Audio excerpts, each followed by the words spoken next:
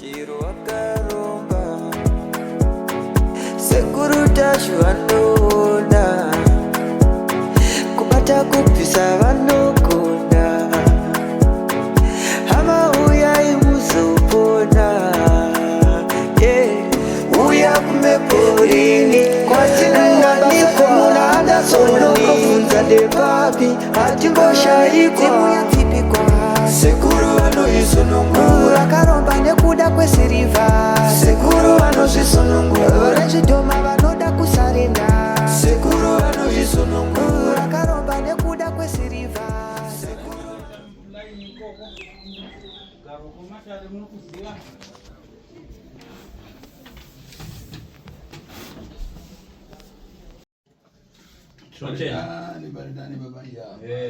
pakati pamushapano wasukuru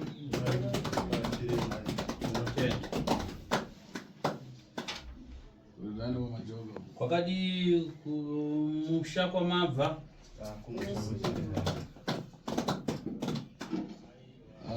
ndimabwera wale anatakudzwa wale ndimi madzoka wazukuru wangu anatakudzwa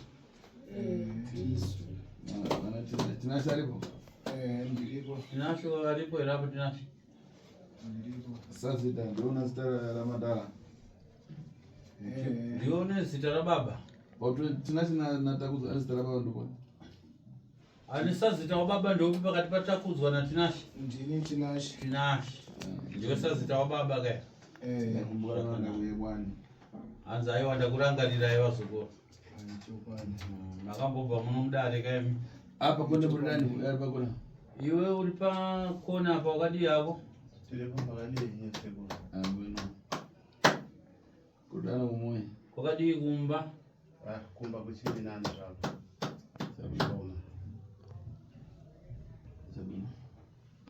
kukwenda murirano kwekupedzisira kumucheto komakadi tiri makadiwa apa kukonera handisi kunatsa kukuona ka muzukuru wangu wabva wanogara aiyo anzikatapitadza kuona vazukuru vedu vematara zvinotenda iwe unavhara zvichena iwe muzukuru wangu wakapfeka hembe chena ndikareva dzina rekuti jimu kumukanyana ndakataura zita rekuti jimu unofunge chii chaunofunga ndakati jimu hapana hapana chaunofunga kana chinouya mupfungwa dzako hapana kana paufamilia wako palibe kana nadhoka nanadhakisira inzi jimu kunyange kuhama dzako kudzinza rako hakuna chero munhu ainzi jimu ariko hanzi ndiani ajimu ndo anga ari baba vakazoita sei ajimu avakafa iwe uita iwe unonzani ine inonzi jimu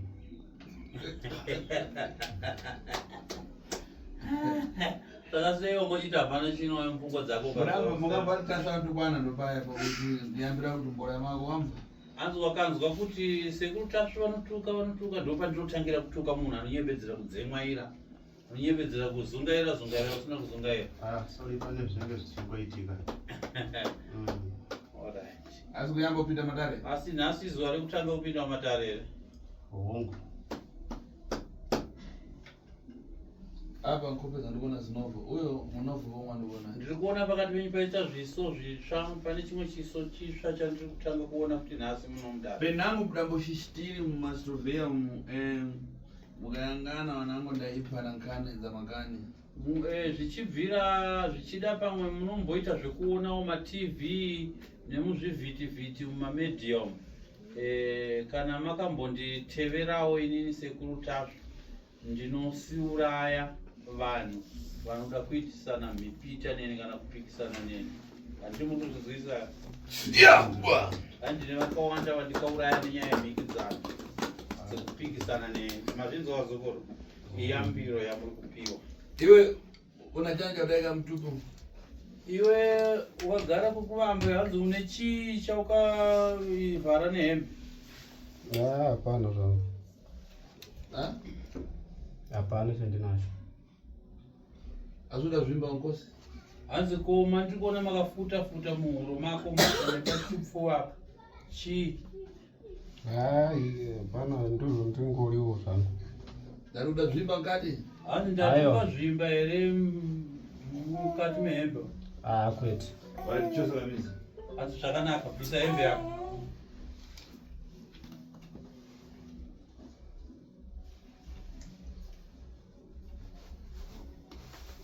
Sei mukati medare. Sei kumanyika. Hata fero izi mandosi. Sei kumukati medika.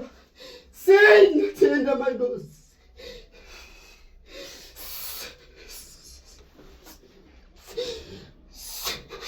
Ndiporofita ko. Vasikuru ndiporofita ere.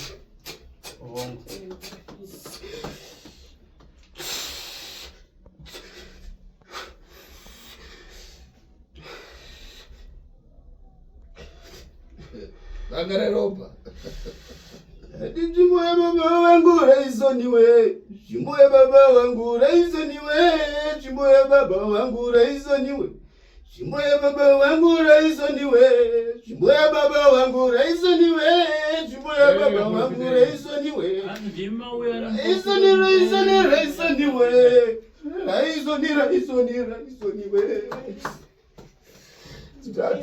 Ndakumatabi. ndayo chimbo chapinga mbo andima na profita. Topedza. Munozwa sei kutapedza. Mazuva sei mutatopedza kati. Aumbatsisi kuratidza kuti apedza. Wakaita tsitsa apedza.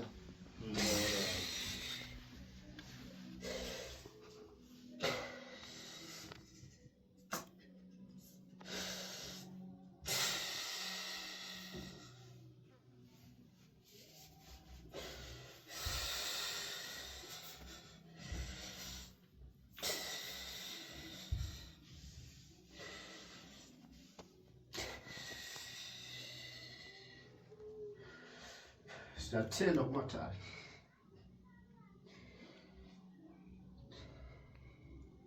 Ngati kwazisane ka.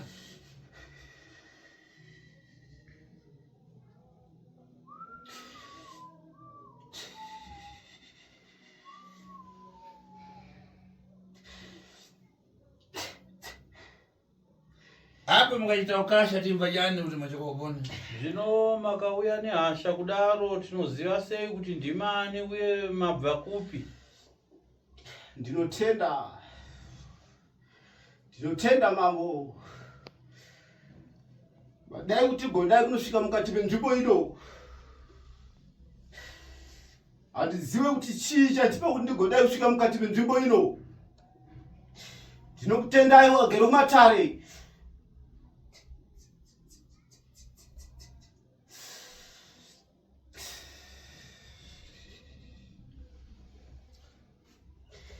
Iwe Jim. Muzukuru Jim. Sekuru. Apa ndikana ndapita utali. Ndisati ndafambira mberi nematare. Kani yako iwe na uyu akakuyamba. Nau yako iwewe Jim.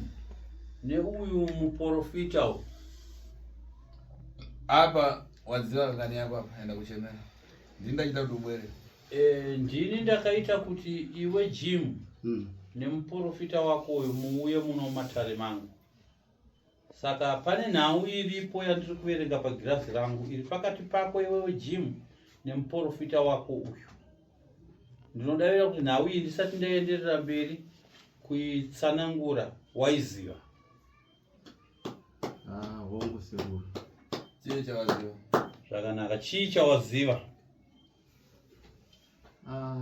Singade kupikisana nasekuru muprofita wehongu ndini ndauya naye kuno kumushure mokunge ndaudzwa navazukuru kuti tine kwada kuti timboenda mushure mokurwara kwomuzukuru wangu takudzwa. Saka tangotoregai tiende sezvo ndine zvandikamboita kumuzukuru wangu, muzukuru sikana mwana wasisi wangu. Saka ndaichiti tikaenda tese nomuprofita wangu pamwedzi wako akutiendesa uku kune zvakabatwa maererano nechikamu changu. Saka anogona kudzimura matare ya asi wewe uyu muri ukama naye ari kunzo asi iwewe uyo muprofita hamuna ukama naye. Amprofita ana ukama naye. Ulipokuwa na mtima ukiona yeye ukubwera pamoja na mprofita wako. Hazvina kukurovesa hana yako here uchiona iwe uchiuya nemuprofita wekumatare asina ukama naye. Izvo zvakatotorovesa hana pokutanga vakambonditi toda kuti tifambe ndakaramba. Asi ipapa ndotadza kuziva kuti chii chakaitika kuti Aya uyo musikana ndampasa mangwara. Hanzi nhauya apa kuti muuye musiri kuziva kuti kuno muchanobatwa nyaya dzenyu nhau yekuti uyo musikana uyu ndakamupa mushonga unonzi mubvumira ndokakubvumisai kuuya pano pamatare pangu kwazvinzi. Uona uyo arikuja iwe ramsabanja. Aitwa Maenda ni. Hanzi anonzi Maenda ndiani? Ndini ichi. Uona uyo ainamata refredade mumambuyo zvakunamata zvakumvangoni chezvo. Iwe Jimo hanzi nasekuru unoona uyo muprofita wako uyo anonzi Maenda. Kumashure uku aiva muprofita wezvokwadi wezviro kwazvo aiprofita zveshuwa. Anga asina chakavanzika pamberi pake. Uye anga asina chaimukurira pasimba. Anga ane masimba makuru. Asi iwe nkani ndoda kunditengesa pachitendero. Asi pane nhau yaukazoita iwewe ndo ikazopa kuti chiprofita chake chireruke chipere. Musikana arabwera kwa iwe. Musikana uyo muzukuru wako uyo ndiye akauya kwauri. Akakuza ngani kuti izo muhimu ndibzanyanya indalepera ndapuruka ndibe kubatiriwa yokati alipo mprofita wanga. Udale wati mprofita wanga ulipo tipite udale wati mprofita wanga ndizvo nini? Hanzi akauya kwauri akakuza kuti sekuru ndakurisa nda over age. Handisi kuroorwa, handisi kana kuwana murume anondipfimba anondida. Saka ini sekuru ndafunga kuti imimi sehama yaamai vangu mufambewo neni mundibatsire kundirapisa zvinetso zviri pandiri kuti ndigone kuroorwa ndivakewo imba. Iwo ukamuti aiwa pakanaka muzukuru uya ndiende newe kumuprofita wangu wandinogara kubatsirwawo naye. Ndizvo Chakuyamba ndarapita kuti iwe uyada kupasa ng'ombe zingasi. hanzi chekutanga tisataenda kumberi usatopindura. Iwe muprofita Maenda uyo Jimo akakupa mombe ngani? Zvishwa murume wewe ndonamata naye. Ndakawabatsira zvishwa kubva nekubva ndichimubatsira. Saka wakazouya neweseri sezvo ndinowirirana naye ndichinamata naye. Saka ndivanga nditi badzibaba Maenda gonaishe kundiita sei kundibatsirawo kumuzukuru wangu nekuti muzukuru wangu ndinomuda. Saka imimi mutaura muitenge muri pamweya. Inini andiri panyama. Zvakati mutaurenge muri pamweya inini nekuti muzukuru wangu ndikumuda ndikuda kuti ndirare naye. Saka ndokupai mombe 3. Ndikati aiwa hazvina kuipa nekuti gore racho ranga rakatoma ranga riri gore renzara. Ndikati aiwa kana uchindipa mombe 3 haisi problem. Ngotaura basi. Ungoita sei ungondipa chete ndobva ndaita sei kungotaura chete ndisiri pamweya haisi problem. Zvishwa akabva auya kumba kwangu. Ndabva ndazoenda na madzimai arapa. Asi nanga ndisiri panyama pakirawa pangu ndipandikazoendesa pakirawa pangu. Kubva pandakaoitira munamati achizokwanisa kurara wese katatu nasekuru avo. Walipasa ng'ombe zingani? Akanibhadhira mombe 3. Ava daraka kasi. Katatu. Pakararana kangani? Katatu. Zvinochiyangana iwe manje. Wapaswa ng'ombe 3 ava vanhu waita chimina. Iye nkani kumashure kuti Fridade mweya wakaona kuti nkani yaisokoneza nkani ya mama wao. Ndizvo chaizvo. Hanzi zvochiona manje iwe vanhu avaviri ukavaitisa chimina wakunyepa iwewe kuti uri kushanda uri pamweya asi ruri ruchiva rwekuda kubhadharwa mombe 3. Chiona manje zvaukazoita izvi zvikazopa kuti mweya wako uzoparara ugoshayiwa simba. Asi kumashure uku iwewe dare rako pamweya waitobata ngozi kaiwe kuti pane mhepo yaamai isiri kufamba zvakanaka iri kukonzeresa matambudziko. Kana kuna vanango waitopanda matare. Kana kune vamwewo matare wainatsa kubata matare yavo zviro kwazvo sezvazviri. Asi kubva paukazoitisa vanhu ava chimina mweya wako ukabva wadzima iwe. Zvishwa zvinoti kana ndimi chezedzo ndasingatombokwanisana kutaura kana kuona ipapa handisi kuziva kuti nhasi tazochema nendimi muno ndiri mukati medare rinola sekuru. Handisi kuziva kuti zviri kufamba sei nekuti kana kuona kana mukuona jira rangu iri ndo jira ndaishandisa. Uya vanje musiye. Zojira ndaishandisa ndichishandira vanhu asi kubva ipapo miri yangu yakangoneta ndisingatongoziva kuti chii chiri kuitika pandiri. Asi ndikutoona patasvika mukati munzvimbo inoyi ndamja kusununguka zvisingaiti nekutochema nemweya zvandatoita izvozvo. Ndanga ndapedzisira kubva kudhara pandakaita minamato kuna ava. Saka ndakatozopiwa munamato namwe madzibaba achiti munofanira kugara makatosunga jira denga namaishandisa minamato. Uriko kuenda pakira wako dareva ukaisa mpiko here kuti vantu avachireka kupomborana. Ndizvo. Hanzi iwa una kuendera pakirawo pako pawainamatira ukarovera hoko yemhiko yekuti Jim naRabheka vachirega kurarana. Ndizvo chene nekuti akatozodzoka futi achititi ndakuda futi kuti ndirare naye futi. Ndipandakati aiwa kana kurara naye ini ndakaisa kale mhiko yandakaisa kuti amufani kurara futi mese. Asi kana uchida kurara naye futi chibvisa futi dzimwe mombe futi ugone kunodai kunorara naye. Saka ndipo akazongoti gai ndiite sei ndakundikana nazvo. Sa iwe ipagaruko mombe 3 koye mzukuru urampaka yani. Naiwe Jim chiona iwe ukabhadhira mombe 3 ukarara nemuzukuru wako ukamuitisa mwana wakamubhadhirawo chii muzukuru wako? Hapana chandikamupa kunze kwomwana chete. Avo ndiani wako? Ko avo ndiani wako vamwe vakugara navo pedyo pako? Vazukuru vangu. Vazukuru? Vazukuru pakudi Vana vasisi vangu. iye hanzvadzi dzaRabheka. Iwe ukaona unowatani? Ukavaona unowatani? Iva ndinowati vazukuru vangu. Koaka mwana? Kamwana kanokati chii?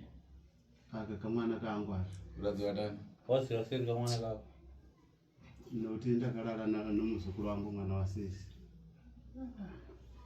Imarapa chimuzvimba? Vakomana muri kuzvinzwa here? Hanzvadzi dzaRabheka. Uyu hanzvadzi yamai venyu Jim mukamuona ndisekuru ndimai venyu asi nhasi mazviziva kuti amukwasha we. Zvita. Muri kuti kudini avo? Zvakaoma. Handinata kukudzwa zvita. Zvakaoma. Zvakaoma zve. Iwe ndo Rabheka? Iwe musikana ndiwe Rabheka? Vari kunze mbana wako? Vari kunze avo ndiani wako? Pakuita sei? Ndisekuru pakudini? Uwe mwana ngwani? Kumwana we ndewani?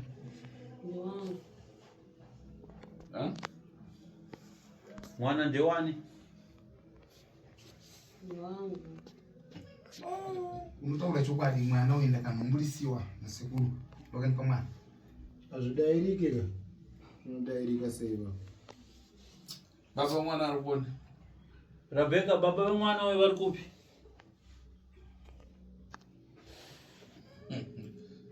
Makutaura malanguage sei?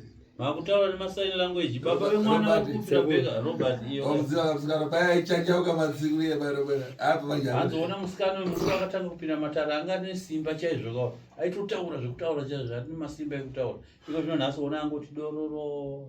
Akungoverenga tutambo twejira. Kana isiri yake anobuda izwi. Kana yake anobva aenda pavo. Aenda pavoicemail. Saka apa mukuona ngani yaso yese kuchitika. Ndikatarisa iwe Jim. Mudanga mudabara pa mumura atatu munanga dafiriseri kwasara mung'ono wako mukuru ndi asa. Iwe Jim ndikatarisa iwe makazvarwa muri vatatu. Pane mumwe akafa newe mukuru ndiani? Akafa ndianga atori mukuru. Saka asara newe mukuru ndiani? Asara mukuru futi ini ndinokupedzisira. Alright. Akafa amai vana wadafa. Amai vevana vakafa. Akakurira. Vangari vakuru kwauri? Angari vakuru. Uyu asara kuti mukuru kwauri? Mumwe asara anokukurira futi. Robert, ava nda nkani yao ifuna kumara refredade. Nkani ava ufuna tikana uyu Jim abwera na familia zake bino ndo auze nkani uto angaripetani.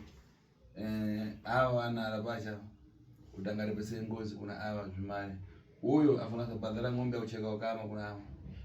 Robert, nawe iripo ndeyekuti mhuri iyi vakazongogarwa zvavo nemweya wakaipa uyu Jim kusvika kuti azonorara nemwana wehanzvadzi yake chatwa chimina chavakaita.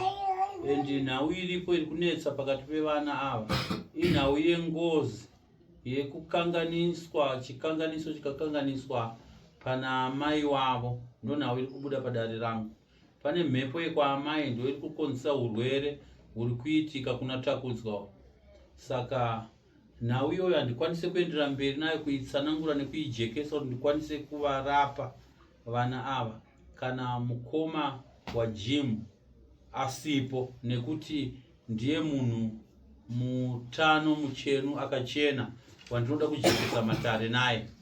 Uyu Jim mudare rangu haana kuchena, saka ndinoda akachena anova mukoma wa Jim kuti auye pano ndikwanise kupatsanura dare iri tigone kurapa uyo mukomana anonzi Takudzwa kuti agone kurapika. Pane mhepo yekumusha kwa amai, saka inoda kuti tironge nemukomana mukuru anokurira Jim kuti mhepo iyoyo iri kurwarisa vana ava, iri kurwa sengozi kuvana ava, igone kuparadzwa, vana vagone kurapwa. Uye ndovadzidzisa kuti chimina chakaparwa naJim, chimina chakapa kuti aite mwana naRabheka chigone kuripwa. Ndini ndichazozvipatsanura izvozvo, asi ndinoda mukoma wa Jim kuti auye pano ndipedze dare iro. Tinashe kubva ngani? Tinashe uri kurinzwa sei dare randiri kutsanangura?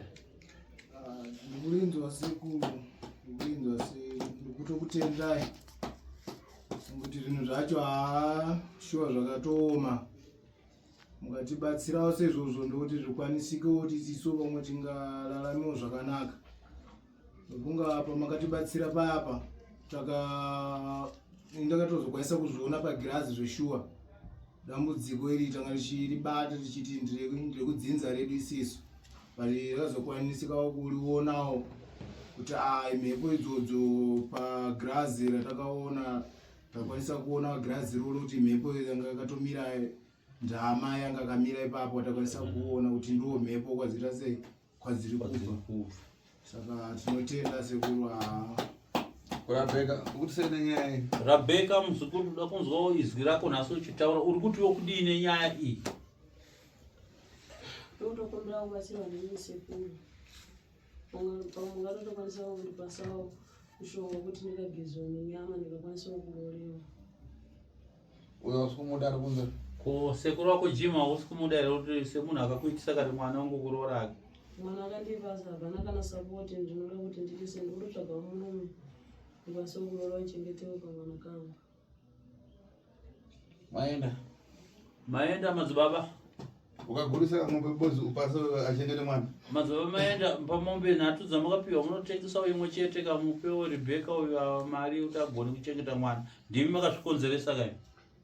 Inini zvishuwa ipapa nanga ndatoti mombe idzodzo nditowadzorere mombe dzawo dzitatu, nekuti handina mombe yandakatengesa, ndakangodzishandisa pakurima chete. Sezvo ndanga ndisina kana mombe yekuita seyekushandisa kumunda. Mombe idzodzo ndikatosvika ndikutodzidzorera. Mimi mutondibatsirawo kuti ndoita sei kuti ndikwanise kubatsirawo vanhu, nekutoti nditori panguva yakaoma. Mombe dzaiva hono dzese, hapana ikabereka? Hapana ikabereka, dzaiva hono dzese.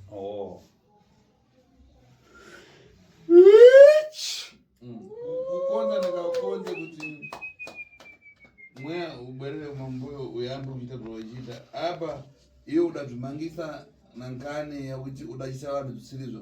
Kana iwe Jim, apa kuziva kuti iwe una kamwana kamuzukuru kadapasa zina kuti Jim zina rasekuru. Aka mwana akudzaka kuita kugoza zvore chokopona. Zvakanaka, iwe muprofita Maenda. Kukubatsira ndingakubatsira zvangu kuti mweya wako udii udzoke ukwanise kushanda zvakanaka. Ndinokubatsira nemoyo wangu wese une rudo kuti uzive kuti tateguru tacho ndiri pakubatsira vanhu. Naika. Asi chiona iwe Jim zvawakaita zvezvezvi manje zvakazosimudza mhepo dzakaipa. Nazvino iwe une mwana wakowo zvekare anonzi Jim, wakapa zita lako iwewe futi rinova zita raiva rababa wako. Mwana wako zvino ndiri kuona pagirazi pangu ari kutambura nedambudziko rechirwere chepfari, ari kudonha mwana iyeyo. Dzidayamba padapombora muzukuru. Wakambozicherechedzero zvakatanga kubva panguva yawakaita bonde naRebheka ndopazvikatanga izvo. Urumboziva kwakucherechedza?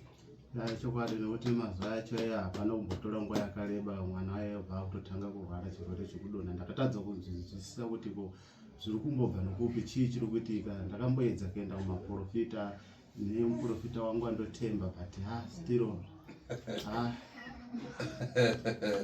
zvishoma neyakauya naye zveshuwa.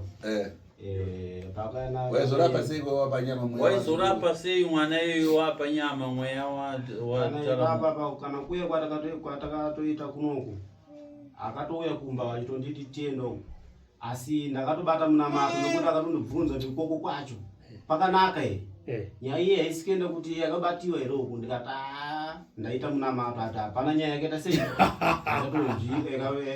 akongwa kuprofita panyama mani bona saka ndaisingatoziva kuti hapana chishanda pamunamato yangu nekuti ndakaita zvinhu zvisizvi padawa yangu mirai madzibaba mirai paakauya sekuru Jim vachiti tiri kudiwa kwatiri kuenda uko makabata munamato waive munamato uyu wokuti titsitse kuti zvatakaita zve padhire redu ndo zvandakandifunidza kuti pamwe zvakabatiwa ikoko kuna sekuru saka ndakaita munamato iye ndichiti hafano kuzviona sekuru wacho saka matouya muchiti sekuru havaoni tikuya kwataita tatoti hazvionekwa matopinda mudare muchiti sekuru havaoni toti havaoni but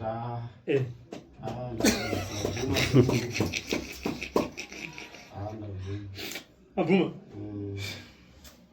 maonekwa saka munamato wamakaita uyu maita pamweya kana panyama munamato ndaitoita nge nditori pamweya but ndaitoona kuti mweya wacho waitoramba kuti unyatsoita chezvezvo sezvandanga ndichimboita kumashure chiprofita changu chakaita nge chakabva chatodzika kubva pandakaita minamato kuvanhu wawirapo asi madzibaba chiprofita chenyu chadzika hamuna here kwamunofambawo semadzibaba kwamunonosimbiswa mweya tinofamba kwatinosimbiswa mweya but pane kwandakatoendawo ndo akazondiipa munamato yandinayo achinditi chitorai jira renyu mimi ramaishandisa mimi muchishandisa vanhu mogodai kunoita sei kunopakata neminamato isa mukundora ndinayo iyi kuitira kuti nekuti kubva ipapo miri yangu ingasingaita zvakanaka itongonzva kutoneta kana kuona cheko ndangasisauone chaizvezvo pamweya zvezvi saka ndanga ndakuita zvekuona zvepanyama saka ndanga ndatombomira zvekutoprofita zvakandangasatoprofita iye achikupai jira haana kukuona here kuti iwewe munhu waMwari wakatadzira Mwari akazviona ndopa akandipa jira iroro kuti ugone kudai kunotanga unodzivirira akaona kuti chii hai akangoti pane mhosva yamakaita asi haana kukwanisa kuidudzira imi mhosva yamaiziva ndaiziva zveshuwa kuti ndakatadzira Mwari saka angagone kundiregerera saka maudzwa chamakaita imimi kuti muregerana naMwari wenyu chii apa handisati ndaudzwa nekuti ndatokumbirawo kuna sekuru muprofita akuudzai baba mune mhosva yamakatadzira Mwari handiti ndobva ati muite sei kuti imi naMwari wenyu muchenurana akangonditi tangai machenesa miri wenyu mutore jira renyu mimi ramaishandisa kuvanhu akabva ndipa neminamato yekunopakata jira iri achiti mutanga maeresa nyama yenyu minamato acho haisati atombopera ipapo ndichatombodzokera futi kokuti azondipe mwe minamato saka makachiva mombe 3 mombe nekuti handinawo mombe saka ndakachiva mombe 3 nekuti akatondoudza kuti sezvo mimi nowirana nemimi madzibaba tinonamata tese saka itai dhiri kuti mimi pandichaya kuno kuna Rabheka momuudza kuti mimi ndimoprofita dare iri kuti mhepo iri mudzinza medu ipere gona kunorara nani nasekuru wako mukaona saka ndokupa mombe 3 ndikati zvinoita here izvozvo ndakatomboda kuti ndirambe asi ndakazosvikayawo ndikaona kuti inini kana mombe acho handina plus gore racho ranga rine nzara ndati gere ndiita sei nditambire mombe nekuti mombe anadzo dzakawanda ndokutambira kwandakaita mombe dziedzi saka pakazoyawo ndabva ndangowaprofitawo ndichiti ndiri pamweya but handisiri ndisiri pamweya handiti nhasi Rebheka aripo muda kumuti chii Rabheka nongoti unegerera ngakomberera mwana nekuti ndini ndakaita mhosva saka ndinofanira kutomuomberera ndichimukumbira uregerere kuti ndiregererewo ndanga ndisiri pamweya usati wapindura usatomira tinacho madzibaba mhiko yamakasunga kuti sekuru nemuzukuru vazoita bonde vese ndechi ende vakaisunga muchitaura kuti chii kumhepo ikoko inini ndakatora minamato yangu yandakanokumbirira inini pakirawa pangu ndichinamata nayo minamato iyoyo yandakaita kuti wanaite sei waite sei wabvume awo zvaanenge achita sei zvaanenge achitaura ndo minamata ndakaita nini mukona saka zveshuwa awa akabva enda noudza awa akabva uya wese pamba pangu ndabva ndava ava angasingatoziva kuti ndandisisiri pamweya asi ndakangotengeri munhu ndiri pachi pamweya ndabva ndaudza kuti mhepo iri mudzinza menyu iri kusakisa mudzinza menyu kuti iwe usarorwe ava wasarore nekuhwara kwakuita yani budhu wako avo ndinofunda kwabatsire ndinakaisa munamato iri mupi iri muhuro iwo mukona saka iwe chikwanisa kurara nani nasekuru wako kuti chikamu chite sei chipere awo yakabva abvuma zveshuwa ndikavapa imba yanga chisanganirana kumba kwangu zveshuwa saka nhasi uno ndinopupura pamberi pamwari wangu akatosungiwa saka madzibaba besides Rebecca vangani vakauya kwamuri vamakasungira minamato nekutadzira mhuri nekuti munamato uyu makaona kuti unoshanda ndiye umwe chete handisati zvangu desi apa ndaishanda zvakanaka sandisi kuziva kuti miedzo ipi yanga yandiipindawo panguva iyoyo handisi kuziva kuti chii chakaitika ipapo nekuti vakauya chindinyengetedza ndovakauya chindinyengetedza ndovakandipa miedzo mukona seshamwari yangu semuprofita wedu watinonamata tese chingoita kunge waona ukuprofita uri pachi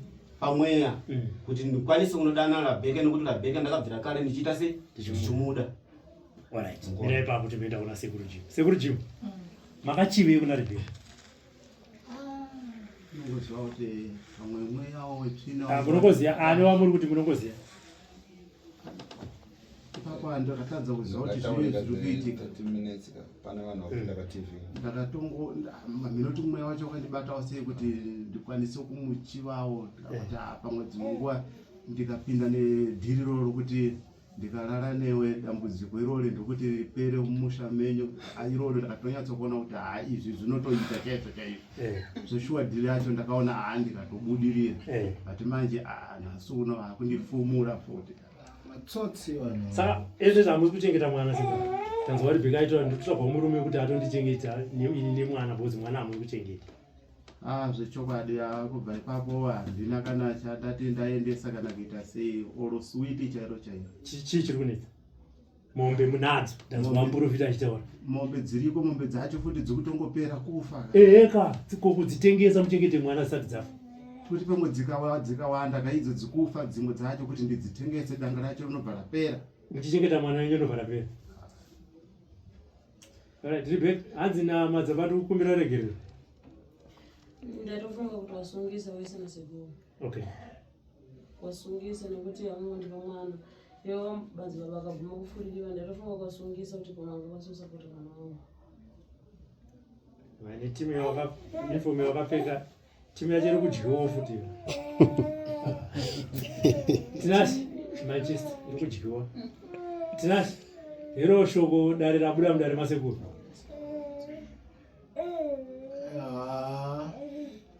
tarinzwa tinokumbirawo kubatsirwawo nedambudziko iroro kuti zvikwanise kuperawo nokuti asingatozondo zvazviri sekuru tovatendawo kuti nyaya yedu yatobudirawo panapa dambudziko taibata dzinza rekuedwa kuti nyaya yedu yaibudirawo panapa asi tine zvekuitawo newawa bhozi kutorwadziwa nenyaya yakaitika mudzinza redu imomo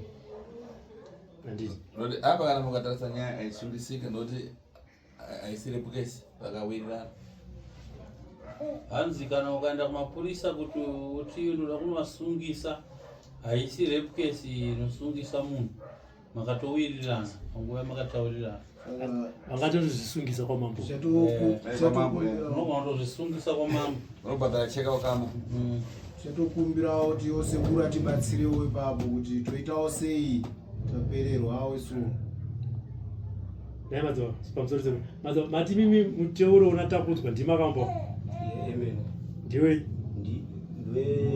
aivhengeka pfungwa dzake saka makampa muri panyama kana muri pamwe aionanga ndiri pamweya ipapo tinotenda aipenga saka akauya ndiyawo sekuru akawo achiti tine wedu arisiri kunge zvakanaka ari kumba aigara ari pathambo saka aitopenga zvemusara chaizvo saka ndipandakamuitira mubatira munamato ndiite ndai kunokwanisa kuita sei kunomusungirira muhuro make saka nekuti ndakambaudzwa kuti wenai kuno kumba saka kati haatombokwanisika pandakamuitira munamato ndichiti enda munomusungira muhuro make ngoma anoita zvakanaka.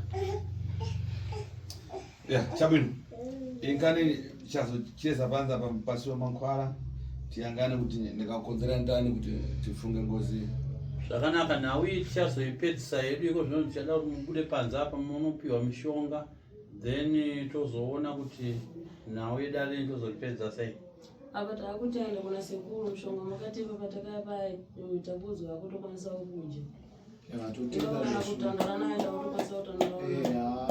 sekuru matibatsira zvekuti pane zvimwe zvanga zvichiitika kumashure kuti kuona apa zvamira kuti takutokwanisa kutaurawo asi zvinosvika apo neapo but sekuru maita basa makatira nemushonga patakatanga kuya paya. Sekuru chetikumbira kubvunza kuti muteuro waakapiwa kumuprofita kuti arambe anawo here muhuro make awe uriwe basa hanza wana basa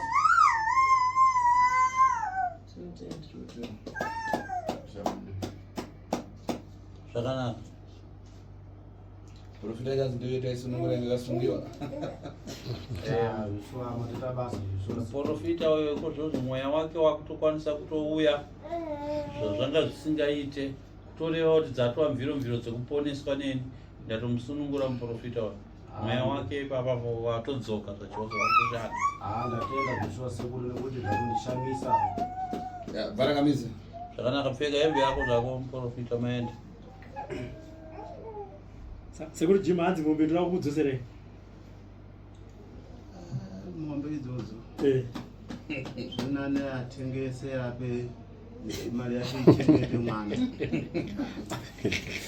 avaona tatengese nhasi nyadza achita sikireti mwana aita tombotengera sipo tichiti pamwechi ndomungatsvaga makiriende mugurisere rero munyororo ine mundipasawo mari yamotsvaga mabhaya mutotengesa mombe idzodzo izvozvo ini mondipawo mari yemombe 1 imwe semari sipiwe mwana chengete mwana ndimo refresh hanzi mondipawo mari yemombe 1 ndiwane umupukuta siya timwo kuno saka pamwana wangu yakuhwara ndoita sei naye nokuti ndatakura naye iyo kana mwana zacheza yaenda mari zai nauye mwana wako tichazoitaura tichakuudzai patoda kuti muuye nemukoma wako tipedze dare richimina uyambo wachosa ngombe yacheka ukama utanga wabhadhara mombe icheka ukama kana wachena iwewe ndotizotanga utakura pa mwana wako. Manje hwere hauzokurira futi here baba kokupesa pautana nankiriwa ngazingakure kugara kwese kuna iwe muzukuru wangochiti aukure uchiviga secret yakadanankiriwa asonga kufunga kuwiridza pomwe hati wangoda kutoendesa dzimwe mombe kuti udzokeredze kuti dai pasina maenda akazoramba ndoda kudzokeredza futi tachitika nyoka ise nompi nobodzi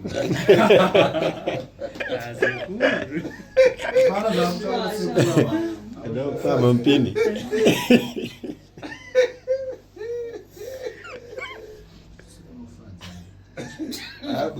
wangoda kutsokonyora musoro nyoka nyoka ingase nompi nobodzi unobhadhara kunosangana yakabodzi ng'ombe apa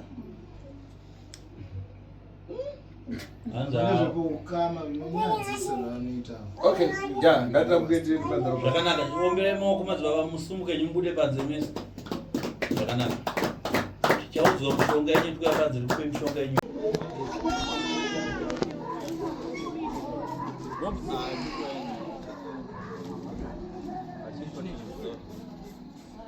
Robert, hanzi wainzwawo sei yasekuru kumuzukuru